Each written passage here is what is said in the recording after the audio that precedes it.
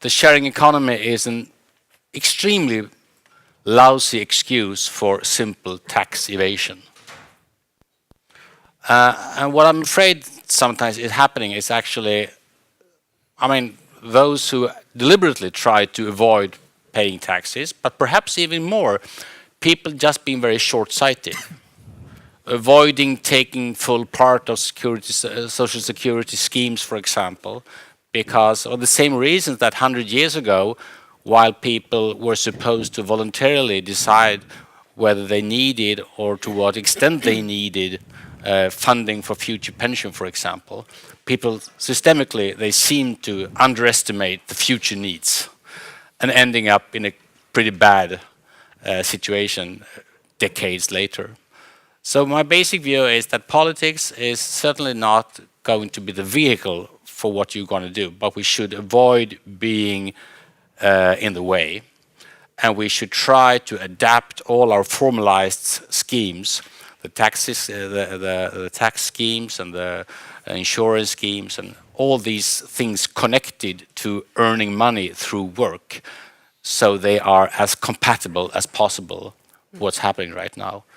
And there is my suspicion, at least, is that while we are pretty, and those from you from the tax authority, you know that we are pretty impressively modern in the sense you can make your own tax declaration through an SMS, but we are not very modern in the sense of adapting the concept of taxation to what is happening on the labor market and in the economy right now. And in that sense, we need to be much more kind of running faster and be more adaptive, I would say. That's my basic view. Okay, fine. Matthias, what's your point? I think on the point of tax evasion, I think what the tax authorities now are doing is very good, and that's one of the things we want to see of the next boss of the tax authorities, that they really understand the sharing economy and how you can solve those things, not by necessary new regulations, but open APIs and things like that. So the platforms themselves can report in, or you can use Cool Company or some other middleman to help you with that. Because the great thing here is that all information here is digital. The platforms have them, so just provide them to the tax authorities, and I think a big part of that problem is solved. But I really like the idea of the sharing economy. It's a really smart thing, and something I really love about the digital economy. You're a bit in love. Sorry? You're a bit in love. Yes, I am actually. I think it's so smart to find solutions to people's small and big problems, and it's so easy to solve them using internet and these kind of platforms. And one of the things that is so fascinating about the sharing economy, and I think that we from Parliament and the regulators really should think about, is that these rating systems that almost all of them, the platforms are using, they could maybe be instead of a lot of regulations. And I'm especially fascinated by one example. It's not going to be legal, but I don't know if you usually buy drugs online or weapons or anything. No, not normally. No. Not normally. No. And you on the dark web, you have a site called Silk Road, and there you can buy. I've heard a lot of those kinds of things, and you wonder, how does this really work? If you buy some cocaine from someone, how do you know they actually send you cocaine and not something else? Or well, they use a rating system. This is a very good drug dealer. He sends perfect stuff really fast. And if it works for the illegal economy, this is the illegal economy. If it works for that, it probably works for the rest of us, a little more honest people. And that could replace a lot of regulations. When you have apply for a taxi license in Sweden, you have to go through, one of the parts is that you should learn about customer service. But every time you get out of a ride-sharing cab, or Uber or Hitch or whatever, you rate the driver and the driver rates you. And so you don't need any education in customer service. You get that 10, 20, 30 times a day. But rating system has been on the agenda earlier today, and it's been said that it should be more transparent, perhaps that it should be streamlined for different kinds of services. Do you have any idea on that? I think that's up to the platforms, or especially the users of the platforms. But like you mentioned before about not seeing right away the review, those kind of things. But that's up to the platforms, that much better that they think about and develop for the customers. But of course, you've seen. You see, like hotels giving out freebies if they promise to give you a great review on TripAdvisor and stuff like that. So of course you have to get rid of those things, but also that's up to the users, I think, mostly. Okay, fine. Do you have anything to comment on what Matthias said, Ulf? Not really. I think that my experience in Dark your net very exciting habits is. We should have had you on the political solutions panel, I think. Something always being brought up is, of course, the integrity part of this, and perhaps I dare to have the view that if you want to take full part of it and make it a kind of a legitimate and legal part of the day-to-day economy, you cannot simply pick out what you prefer and what you really like within all the digital possibilities. But you have also to acknowledge the fact that for example, the tax authority, they will have to use the same kind of information. Sometimes I hear a tendency among people who are even more in love with this development than I am, perhaps, more or less saying that we like we really want to have all the things we like with it, but we want to avoid everything else. Meaning, more or less, don't try to get the information I have. I like the payments from the Uber driver, not only because it's very practical and convenient, but also because there is a possibility to avoid something else. And I think that you have to really to acknowledge the fact that all these possibilities, they are also possibilities to make things in a very legal way, to make them very transparent also for authorities. And well, I just want to say that I sometimes have a feeling that everybody don't like that part of it. And I think they have to be very reciprocal to be able to take the full advantage of it. Yeah. I think we would like to welcome some questions also from the audience. Yes, please. Can you tell perhaps also about the organization that you launched today? Oh, no, that's not me. So my name is Alok Alström. I'm a private citizen, not not representing anyone. Okay, that's. So my question is, I heard Ulf talk a little bit about the tax thing, and what I've heard about this debate earlier on. There's for the last 2 or 3 years have been a lot of discussion around. The main objection to the sharing economy and the development has been around taxes, and that's been the discussion. On the same hand, it's these business models are digital, and it should be quite fairly easy. One would think to both check and handle everything that has to do with taxes. So my question is this: do you think that the main hesitation or the main opponents the main arguments or worries perhaps around the sharing economy really has to do with taxes, or do you think it has to do with one, either that the Swedish labor market model is threatened by it with the employer-employee union and Svensk Näringsliv type of ecosystem, that is threatened. Is that perhaps the real reason why everyone is so hesitant? Or could it even be that with the sharing economy in these types of transactions, the real tax burden that people actually have to pay becomes very transparent? You know, in a situation where, you know, Matthias comes to my home to do, you know, maybe not the darkness stuff, but something else. And, you know, I pay him 100 crowns and then for some weird reason he only receives 30 because, you know, someone called Skatteverket took the rest. Could it perhaps be that those two reasons are really the reasons why a politician seems to be so hesitant? Just a question from a private citizen. And the answer is obvious, yes. I mean, it's a blame game. To a large extent, it's a blame game. People find true or imaginary problems.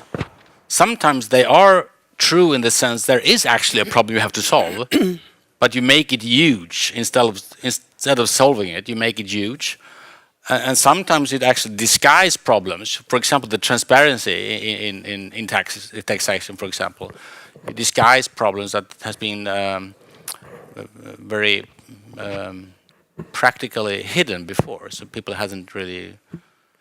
And then you find out other problems. You know, all these cities that are more or less successfully trying to forbid people to use Airbnb because they want to preserve the hotel industry, and sometimes because of lobby organizations are very successful. Sometimes because cities, you know, you can always find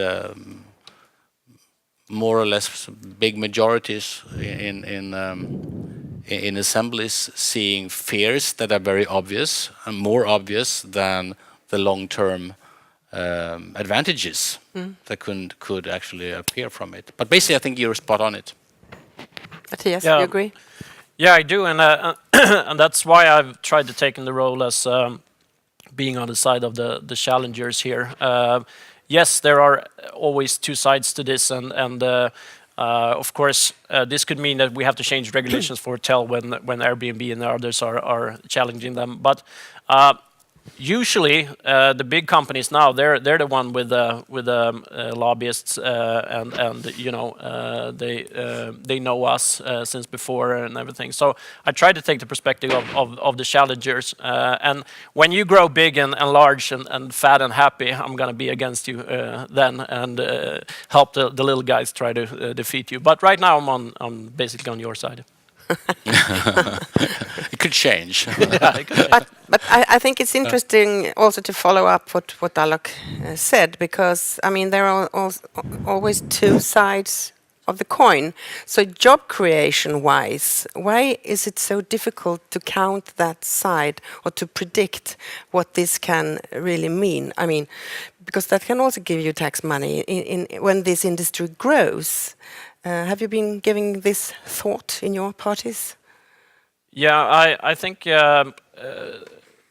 from the job perspective, of course, we have a chance of more high-skilled growing, high-skilled jobs with growing companies, startup companies. That's one thing. But in Sweden, what we debate with the government all the time, there's a lot less low-skilled work available here in Sweden than, for example, Germany and other countries.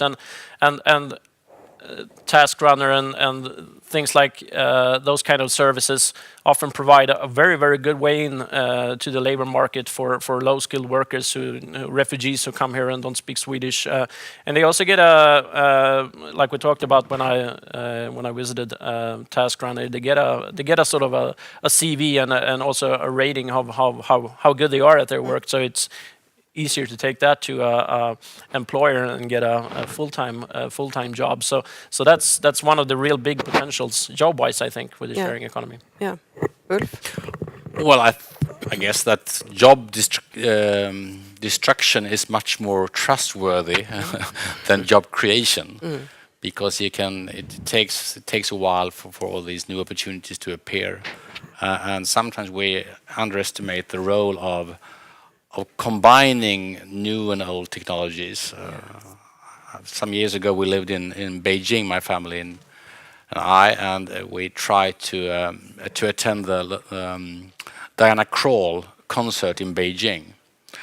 And there was a website being put up for the purpose, and I was aware of the fact that the kind of commercial part of it, the transactional part of this website, and the technology is normally very, very lousy, at least at that time in Beijing. So I went in 2 or 3 times, filled in the form and everything you had to fill in, and I tried to make the transaction with my credit card, and it refused all the time. So finally I gave up. So sorry, darling, no concert tomorrow evening because I don't have the time or to go and find tickets somewhere else. 10 minutes later, the phone called in our apartment. So almost saying, well, hello, it's the internet calling. Sorry. Well, have you tried to purchase tickets for Diana Krall tomorrow? Yes, I have. Who's that? Yeah. Who's asking? Yeah. Well, we have some problems with the transaction part of our website. You want to have them? Yeah. You have cash? Well, yeah. Well, a bike will be at your place in 10 minutes. and this bicycle man came, and I got the tickets. A bit kind of complicated. They were real tickets? They're real tickets, yeah. There was no integrity issue there? No. Oh, interesting. Yes, you have a question, Sophia. Hi, I'm Sophia from Airbnb. I'm interested in how you view the policymaking process. Because from what in most other countries, the process goes political will in support of the sharing economy. Second step, sectoral regulatory conversation. Third step, tools like taxation tools, data exchange, all sorts of things. Whereas in the Nordic countries, what I'm seeing is conversation about specific tools first. And then the sort of political conversation about the sharing economy and what it can do. What are your views about the process in Sweden and other Nordic countries, if you know? And what do you think the right step-by-step approach should be?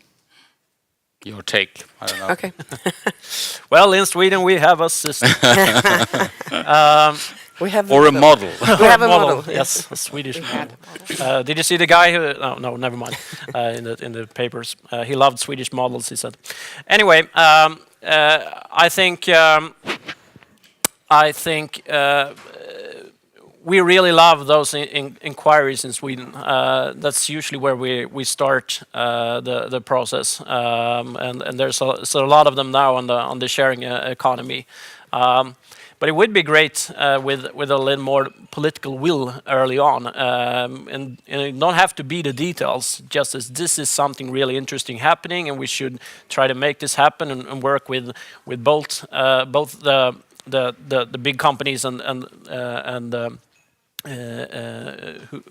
who's out there now, the hotels and taxis or whatever. But also the perspective of the new companies. I would like that, but usually we start with a lot of inquiries.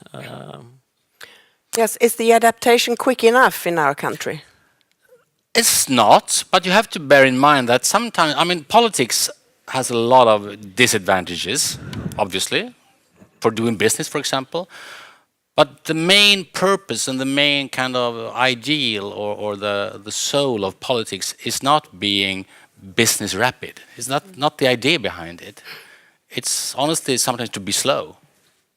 And some countries, they built in extreme slowness within the system. So I think you have to have some kind of respect. That's not a kind of carte blanche for politics to just stand in the way and to do nothing. Absolutely not. But I think, to make a thorough inquiry is an understated way of doing good politics. It takes a year, but still. But we had a panel earlier today, and there was also views that this system could be adapted. It could be more transparent, could involve many more stakeholders, etc., etc. So maybe that's an issue for the politicians to reform that inquiry system. And I think, and that's a lesson to learn from politics as well. You are so used to kind of this kind of constant reinvention of things. You get feedback all the time. Politics is in that sense lousy. We get real feedback every 4 years. That's too slow, basically. And politics is very much of a closed shop, and it's a zero-sum game. So all these things that you normally don't think about because you live in a kind of expanding world, that creates very different kind of incentives. And I think basically the politics incentives are bad. Yeah. Okay. More questions? Yes. Yes, I'm Åsa Minos. I've been working in the sharing economy for a number of years, and I kind of want to echo what was said earlier on, because I feel there has been a lack of interest until recently from the politicians' point of view. But I also feel that we need kind of a change in the way we do policy making in order to be more agile. I do think that we need to reinvent the way we do policy, and I see the international debate around regulation and policy making in the sharing economy is about how do we reinvent the way we make policy in order to be more agile, in order to be more kind of in a prototyping or a iterative approach has been spoken of today. How is your point of view about kind of being more agile in policy making? Okay. My point is that, I mean, the agility part of it is obviously needed, but I would also, at least here, I would like to stress the other part, the slow part of politics, the kind of politics where you actually think. You don't. I'm not totally confident with a U.S. president making policy through Twitter. I realize there are lots of upsides. You know, reaching out to people. You don't have to go through the Washington Post editor every day. There are really true advantages, but I'm also a bit afraid of making everything some kind of 24/7 ongoing show with no time for reflection, no time for. No, I realize that, but I'm kind of I'm a bit suspicious towards our own business. We try to adapt as fast as possible, and we love to use new technologies all the time. And I'm simply a bit aware of the fact that we need also this kind of a true kind of reconnection, a true kind of constant improvement of policies as well.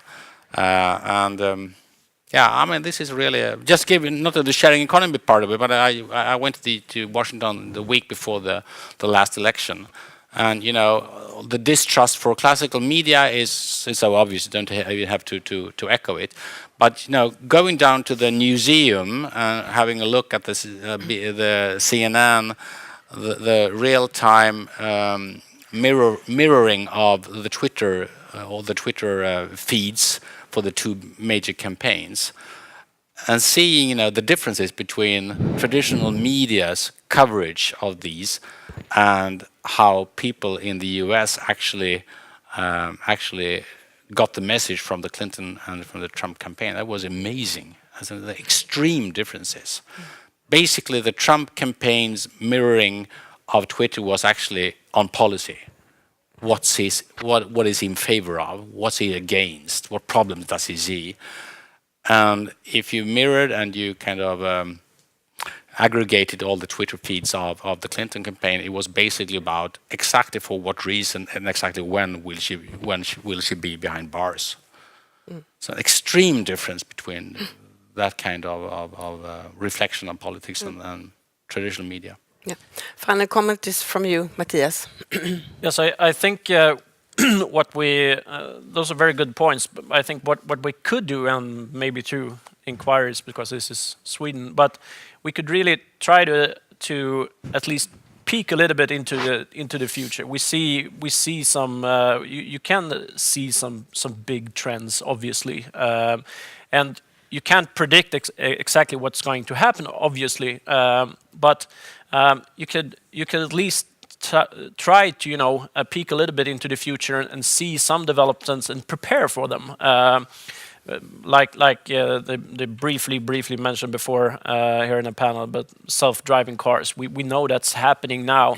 We could be at the forefront there, and really. And now we're half a step behind. And when you can do that with the sharing economy as well, really try to be in the forefront, really try to understand 1 or 2 or 3 years into the future, and be prepared with regulation. Then when you actually arrive at that date, you have to change it a bit, but then your understanding is already there. I think so. That's what I think we could do.